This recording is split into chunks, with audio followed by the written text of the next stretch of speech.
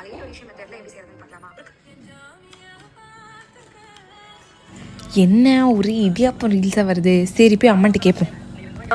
இடியாப்பம் செஞ்சு தெரியாமா? இடியாப்பம் செய்யறது ஈஸியா? அரிசி ஊற வச்சு ஆட்டி புழிஞ்சு அது என்ன முடியாது சாமி.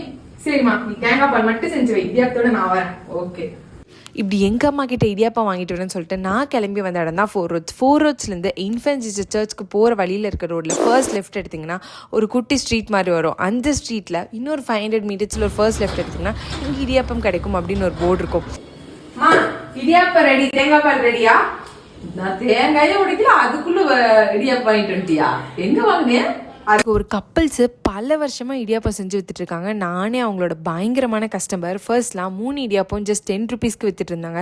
இப்போ ₹1 இன்க்ரீஸ் பண்ணி 3 இடியாப்பம் ஜஸ்ட் 12 rupeesக்கு விற்கிறாங்க. டேஸ்ட் வைஸ் காம்ப்ரமைஸே கிடையாது. நிறைய மேரேஜஸ்க்கு ஹோட்டல்ஸ்க்குலாம் இங்கிருந்து தான் சப்ளை ஆகுது. நான் ஈவினிங் 5 o'clock வாங்கிட்டு வந்து வச்சேன். பட் சாப்பிட்றது இப்போ 8 o'clock. இதோட சாஃப்ட்னஸை மட்டும் பாருங்களேன், எவ்வளோ சாஃப்டாக இருக்குன்னு. டேஸ்ட்டுக்கு காம்ப்ரமைஸே கிடையாது கைஸ், ட்ரஸ்ட் மீ.